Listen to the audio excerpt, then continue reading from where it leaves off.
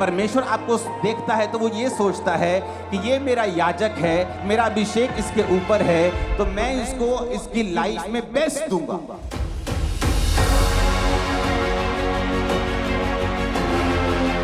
परमेश्वर ने कहा जो अभिषेक वाला भाग होगा यानी एक्स्ट्रा, मैं तुम्हें वो दूंगा, एक्स्ट्रा दूंगा लोगों से। अब तुम सब जो परमेश्वर को मानते हो, तुम सब याजक हो और तुम्हारा महायाजक प्रभु यीशु मसीह।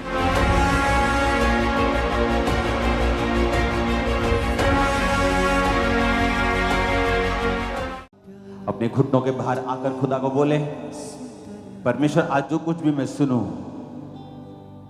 मैं फलों को लेके आऊं। यीशु नाम, यीशु, यीशु नाम, यीशु। प्रभु यीशु मसीह के सामर्थ्य नाम में हम मांगते हैं।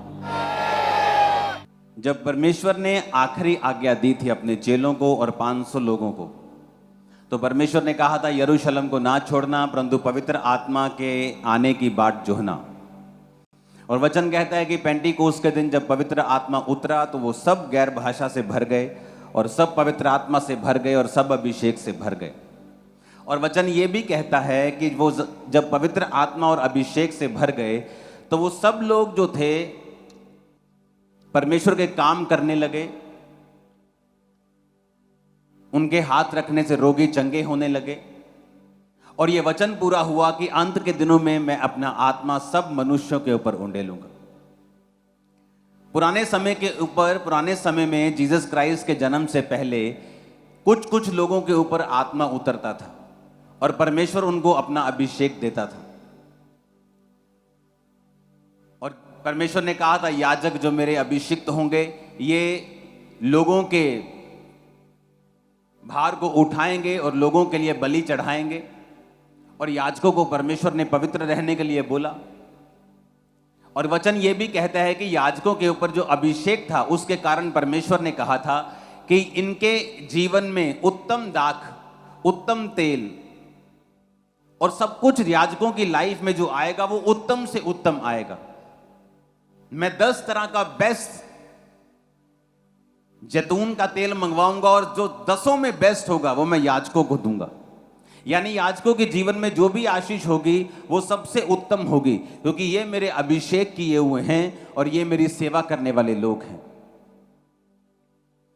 और जब हम ये बात को जानते हैं कि परमेश्वर एक सा रहने वाला परमेश्वर है और परमेश्वर कभी बदलता नहीं, पुराने नियम में और नए नियम में वो बदला नहीं है, वो एक ही है।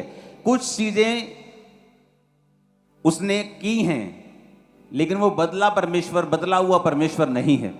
अगर वो पहले याजकों को खड़ा करता था सेवकाई के लिए, तो बाइबल कहती है जब हम प्रकाशित वाक्य 1 उसकी 5 और 6 आयत पढ़ते हैं, अब वो ये कहता है कि जो पुराने समय के याजक हुआ करते थे कुछ, अब तुम सब जो परमेश्वर को मानते हो तुम सब याजक हो और तुम्हारा महायाजक प्रभु यीशु मसीह है।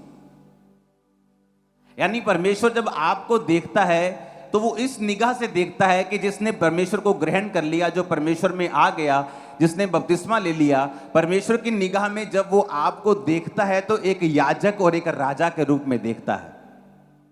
तो इसका मतलब जब याजकों को वो देखता था तो वो इस तरह से देखता था कि ये मेरे याजक हैं, इन पर मेरा अभिषेक है, अब मैं इनको उत्तम दाख, उत्तम गेहूं, उत्तम तेल, यहां तक कि जो उनकी पत्नी हुआ करती थी, उनका पार्टनर हुआ करता था, वो भी परमेश्वर बोलता था कुंवारियों में से लेना, वो पवित्रताई में से लेना, उत्तम लेना। क्यों ऐसा परमेश्वर कहते थे? क्योंकि बाइबल कहती परमेश्वर ने कहा ये मेरी सेवा करने वाले याजक हैं जिन पर मेरा अभिषेक है और मैं इनके जीवन में जो दूंगा वो सिर्फ उत्तम से उत्तम ही होगा।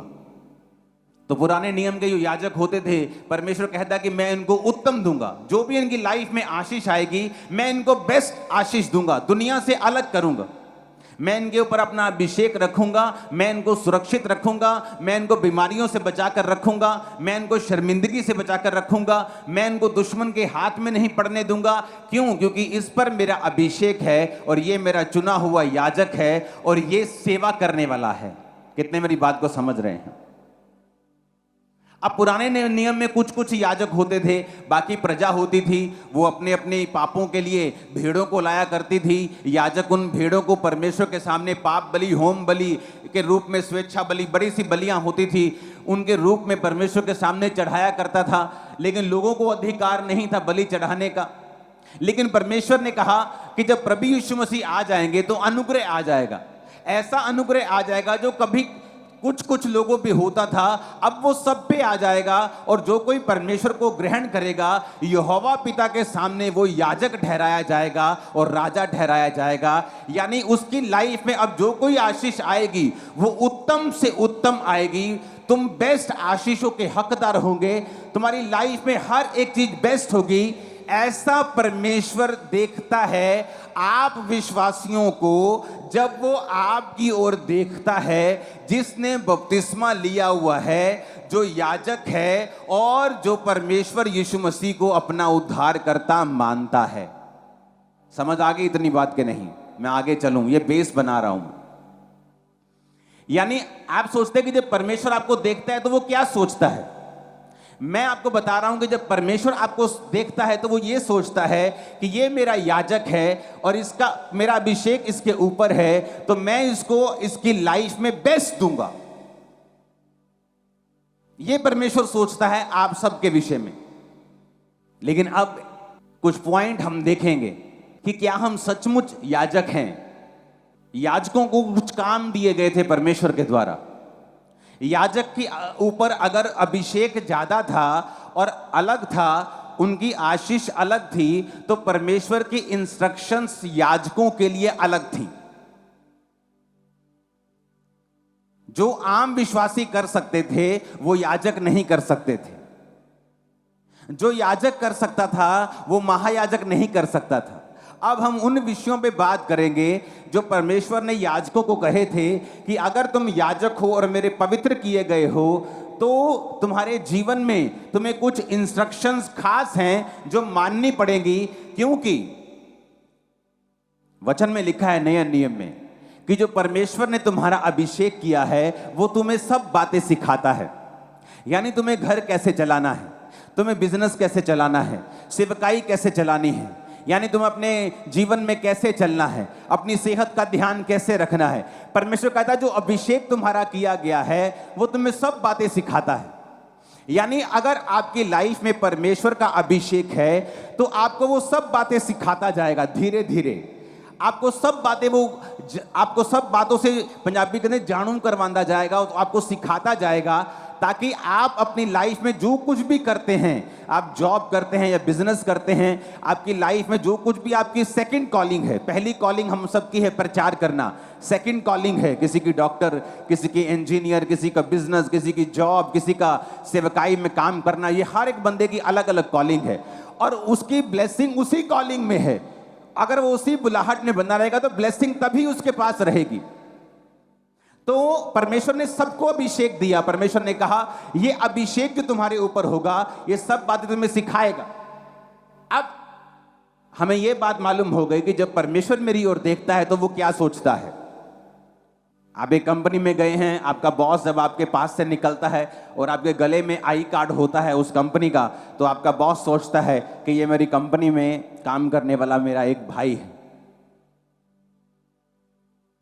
तो वो आई कार्ड उसको ये दिखाता है कि ये उसी कंपनी का है जिस कंपनी में मैं हूं। उसी तरह से जब परमेश्वर आपको देखता है तो वो इस तरह से देखता है कि ये मेरा बेटा है, मेरी बेटी है, ये याजक है और मैं इसको उत्तम दूंगा। तो ये परमेश्वर की निगाह है, ये सोच है, उसका दिल है जब वो आपको देखता है। अब हम चलेंगे कि परमेश्वर क्या सोचता था पुराने नियम में। लेवी व्यवस्था 21 उसकी 8 आयत में लिखा है, इसलिए तू याजक को पवित्र जानना क्योंकि वह तुम्हारे परमेश्वर का भोजन चढ़ाया करता है, इसलिए वह तेरी दृष्टि में पवित्र ठहरे, क्योंकि मैं यहोवा जो तुमको पवित्र करता हूं पवित्र हूं। लेवी व्यवस्था 21 उसकी 1 से 4 और 10 से 12 आयत। फिर यहोवा ने मूसा से कहा, हारून के पुत्र जो याजक हैं उनसे कह दे कि तुम्हारे लोगों में से कोई भी मरे तो उनके कारण तुम में से कोई अपने आप को अशुद्ध ना करे। अपने निकट कुटुंबियों अर्थात माता पिता, बेटी, भाई, अपनी कुंवारी बहन जिसका विवाह ना हुआ हो, जिनका निकट का संबंध है, वो अपने आप को अशुद्ध कर सकता है। पर याजक होने के नाते वह अपने लोगों का प्रधान है, इसलिए वह अपने आप को ऐसा अशुद्ध ना करे कि वह अपवित्र हो जाए। इफिसियों 2:1, उसने तुम्हें भी जिलाया जो अपने अपराधों और पापों के कारण मरे हुए थे। अब परमेश्वर क्या कहता है याजकों को? उसने प्रजा को नहीं कहा। याजकों को पता क्या कहता है? कहता अगर तुम्हारा कोई रिश्तेदार मर जाए, तुम्हारा मामा मर जाए, भुआ मर जाए, फूफी मर जाए, फुफ्फड़ मर जाए, मासी मर जाए, अपने निकट संबंधी मर जाए, तो तुम वहां जाकर अपने आप को अशुद्ध नहीं करोगे, उसकी लोथ को नहीं छुओगे, वहां पर अपनी प्रेजेंस नहीं रखोगे। हाँ, अगर तुम्हारी कुंवारी बहन, तुम्हारा भाई, तुम्हारा बाप, तुम्हारी माँ मर जाए तो वहां तुम जा सकते हो। यानी एक स्टैंडर्ड था याजक के लिए कि वो यहां जा सकता है और यहां नहीं जा सकता। उसी तरह से परमेश्वर ने नए नियम में लिखा है अविश्वासियों का विश्वासियों के साथ क्या मेलजोल, भेड़ का भेड़िए के साथ क्या नाता। आज हम आपके लिए लेकर आए हैं ऑटोमेटिक रीडिंग ग्लासेस जो आपकी रीडिंग करने में मदद करेंगे। ये चश्मे की खास नाता। लेकिन आज क्यों परमेश्वर उनको ऐसा कहता था? परमेश्वर कहता तुम्हारे ऊपर अभिषेक है। जब तुम्हारे ऊपर अभिषेक है तो तुम ऐसा नहीं कर सकते जैसा आम लोग कर रहे हैं, नहीं तो ये अभिषेक जो तुम्हारे ऊपर है ये अशुद्ध हो जाएगा। सबोपदेशक 10:1 में लिखा है, मरी हुई मक्खियों के कारण गंधी का तेल सड़ने और बसाने लगता है और थोड़ी सी मूर्खता बुद्धि और प्रतिष्ठा को घटा देती है। परमेश्वर ने क्या कहा कि थोड़ी सी मूर्खता के कारण, मरी हुई मक्खियों के कारण गंधी का तेल, एक सुंदर, एक अभिषिक्त, एक सुगंधित तेल भी सड़ने लगता है और बसाने लगता है। मरी हुई मक्खियां पाप को दर्शाती हैं, पाप के परिणाम को दर्शाती हैं, मरे हुए कामों को दर्शाती हैं। तो परमेश्वर ने कहा याजक अपने आप को अपवित्र नहीं करेंगे क्योंकि इन पर मेरा अभिषेक है। उसी अभिषेक के कारण इन पर बेस्ट आ रहा है, बेस्ट तेल, बेस्ट दाग, बेस्ट जीवन, बेस्ट सब कुछ, बेस्ट सुरक्षा, ब्लेसिंग, हीलिंग, डिलीवरेंस इन पे आ रहा है। तो परमेश्वर ने नए नियम में क्या कहा? परमेश्वर ने कहा तुम्हारा अविश्वासियों का विश्वासियों के साथ क्या मेलजोल, भेड़ का भेड़ियों के साथ क्या नाता।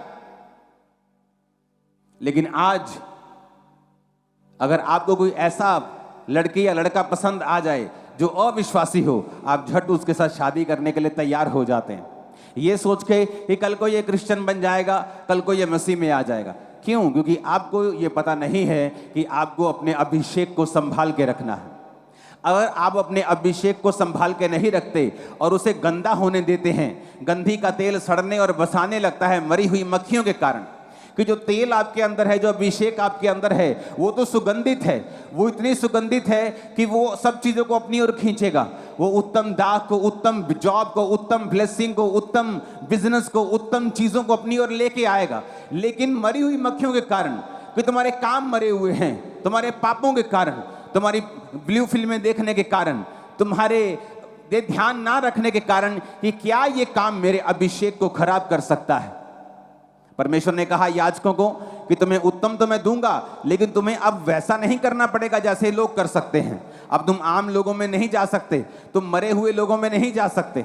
तो क्या हम मरे हुए लोगों में नहीं फिरते? हमें मालूम है कि मेरा एक फ्रेंड जो क्रिश्चियन है, ये आत्मा में मरा हुआ व्यक्ति है, ये पाप करने वाला व्यक्ति है, ये व्यभिचार करने वाला व्यक्ति है, शराब पीने वाला व्यक्ति है, तो भी मेरे साथ उसका संबंध मैं छोड़ता नहीं हूं।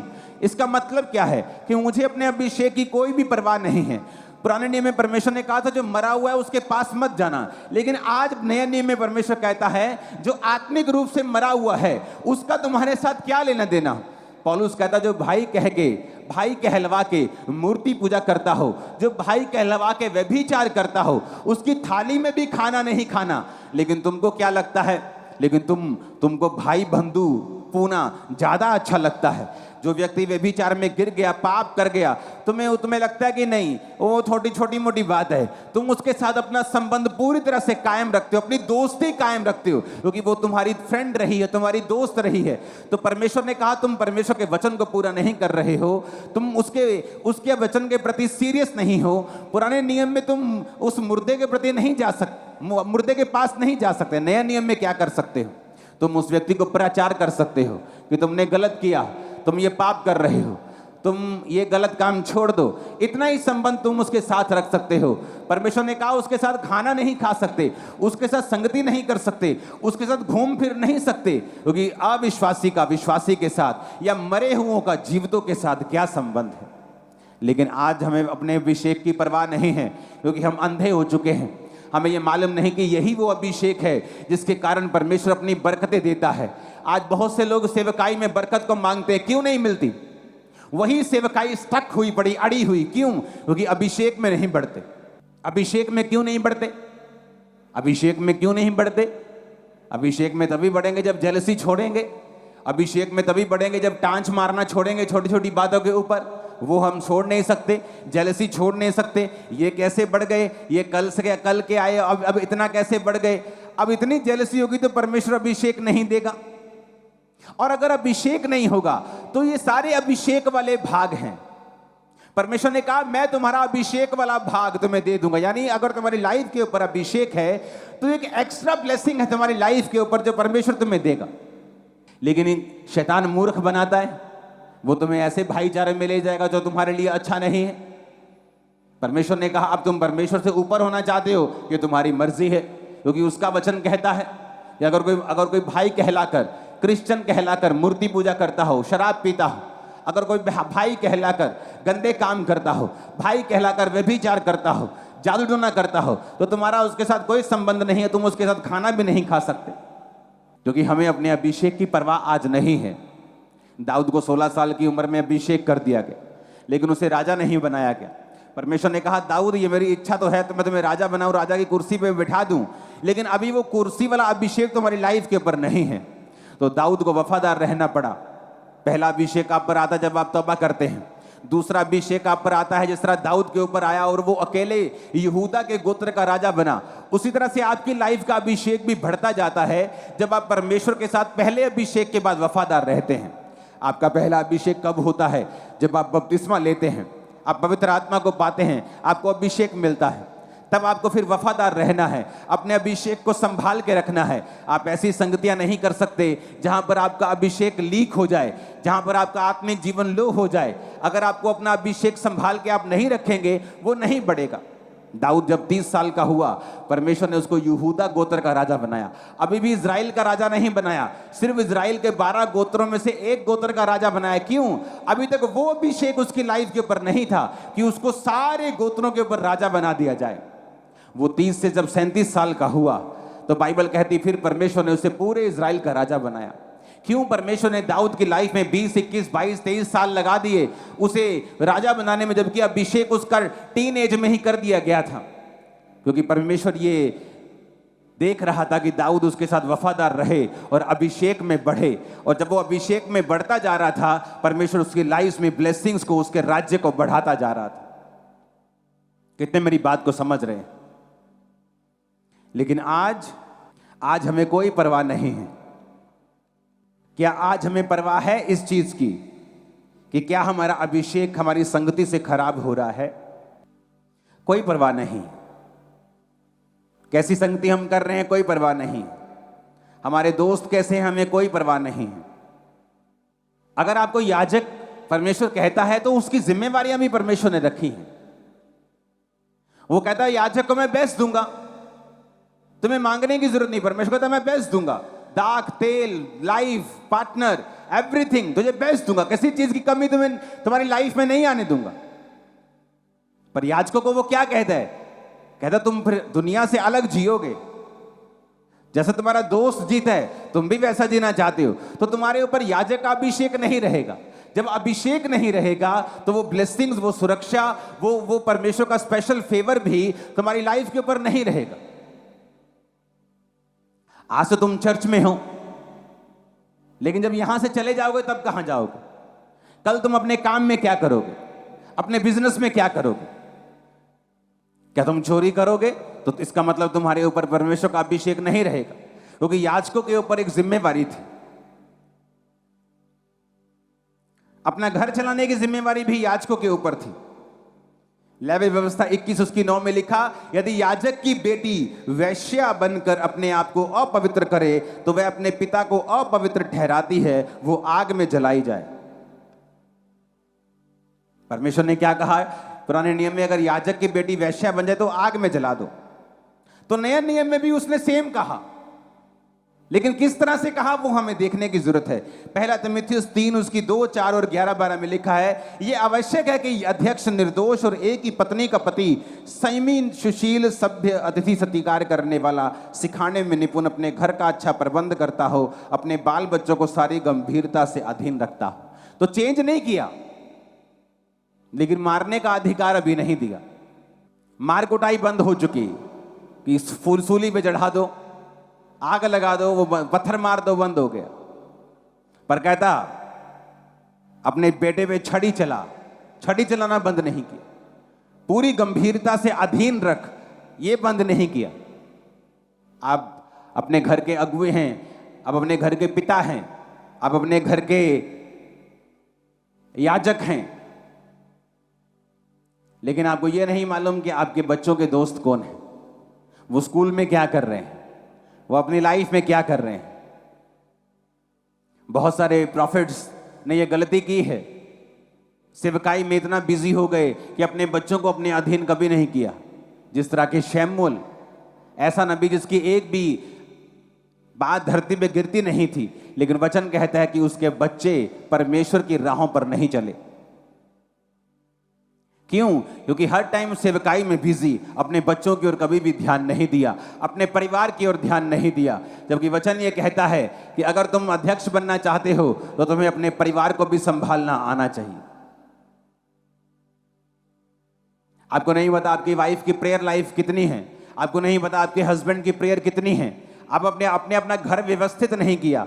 अगर आपने अपना बेस व्यवस्थित नहीं किया, आप बड़ी बिल्डिंग उस पर नहीं बना सकते। आपने अपने घर के माहौल को ऐसा नहीं किया कि सब प्रार्थना कर सकें। हर बंदा अपने में बिजी है और संडे के संडे हम चर्च चले जाते हैं। ये उत्तम रास्ता नहीं है और ये सही रास्ता नहीं है। बाइबल कहती है एली के दोनों बच्चे, एली के बच्चे जो थे वो लुच्चे थे, वे व्यभिचार करते थे भवन में। और बाइबल कहती है एली आता था, बोलता था, ए बच्चों तुम गलत करते हो। ऐसे होते ना ठंडे माँ बाप, अपने बच्चों को समझाते रहते, बेटा ऐसा मत करो। लेकिन तब भी परमेश्वर ने सजा दी, जबकि परमेश्वर ये चाहता था कि एली वहां पे गरम रहे, डंडा उठाए, उनकी नानी याद करवा दे, उनको बेइज्जत करे। लेकिन आज के लोग बेइज्जत होना नहीं चाहते, वो मरना चाहते हैं।